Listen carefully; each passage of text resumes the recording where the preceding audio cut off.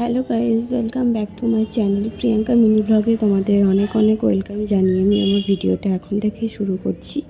আর আজকে আমি একটু রেডি হয়ে গেছি, এখন প্রায় 8টা সাড়ে 8টা বাজছে এরকম। তো রেডি হয়ে গেছি, এখন আমি আর ছেলে যাব একটু শপিং মলে, কারণ পয়লা বৈশাখ আছে, ছেলের জন্য একটা জামা নেব ওই জন্য।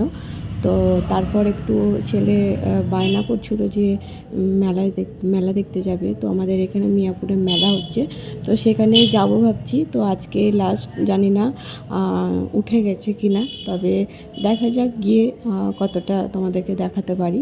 তো তারপর দেখো আমরা বেরিয়ে পড়েছি, আর এখন এসেছি একটু শপিং মলে ছেলের জন্য ড্রেস নেব বলে।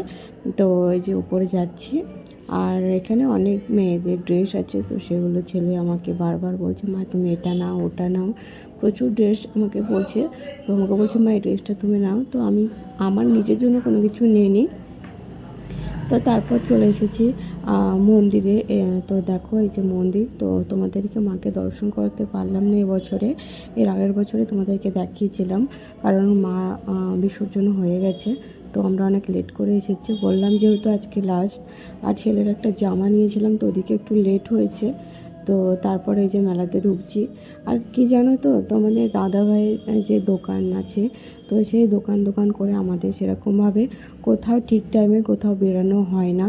মানে কোনো কোনো কিছুতে আমরা ঠিক টাইমে পৌঁছতে পারি না। কোনো নেমন্তন্ন বাড়ি বড় মানে বলো বা কোথাও ঘুরতে মানে যাব, এরকম ঠাকুর দেখতে যাওয়া বা কোথাও যাব, তো আমাদের সব কিছুতেই লেট হয়ে যায়। তো বুঝতে পারছো, তোমাদের যাদের দোকান আছে তাদেরও নিশ্চয়ই এরকম সেম অবস্থায় হয়। তো কী আর করবো, কিছু করার নেই, এটা আমাদের ব্যবসা, তো এটাকে তো সাপোর্ট করতেই হবে আমাকে, কারণ ওটা না হলে তো আমাদের কী বলবো, ভাত খেতে পারবো না। তো সব কিছুই আমাদেরকে অ্যাডজাস্ট করতে হবে। তো তারপরে তোমাদের দাদাভাইকে একটু বললাম যে এসো তোমার একটু ঘুরিয়ে দেখায়। তো তোমাদের দাদাভাইও ঠিক ক্যামেরার সামনে আসতে চায় না, খুব খারাপ লাগে যখন বললি যে আসো একটু ভিডিও করি, যখন করতে চায় না, ভিডিওর সামনে আসতে চায় না।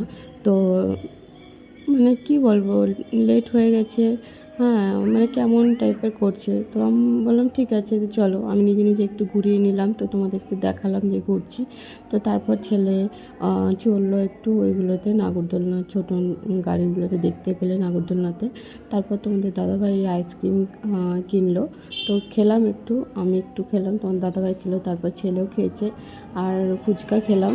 আজকে সেরকম আর কিছু খাইনি, কারণ বাইরের এমনি আর অন্য কিছু খাবো না ভেবেছি, তো ওই জন্যই শুধু ফুচকাটা খেয়ে আর আইসক্রিম খেয়ে বাড়ি চলে এসেছিলাম। আর একটা ছেলের জন্য খেলনা নিয়েছিলাম, সেটা তোমাদেরকে দেখালাম, তোমরা দেখতেই পেলে। তো তারপর এবার আমি চলে এসেছি এখন বাড়িতে, আর এসে ড্রেস চেঞ্জ করে নিয়েছি, আর এখন তোমাদের সাথে একটু কথা বলতে চলে আসলাম। তো তোমরা দেখতে পেলে ছেলের একটা গাড়ি নিয়েছি, আর সেরকম কিছু নিইনি। আর আমি তো আমার নিজের জন্য কিছু মানে নিই না আমি কিছু সেরকম, যদি কোনো কিছু দরকার হয় তবেই সেটা নিই, না হলে নিই না। তো আর কি বলবো, কিছু বলার নেই। তো তোমরা আমার কাছে কেমন ভিডিও দেখতে চাও, তো তোমরা আমাকে কমেন্টে জানিও। যারা আমার চ্যানেলে নতুন ভিডিও দেখছো তারা চ্যানেলটা সাবস্ক্রাইব করে পাশে থেকো।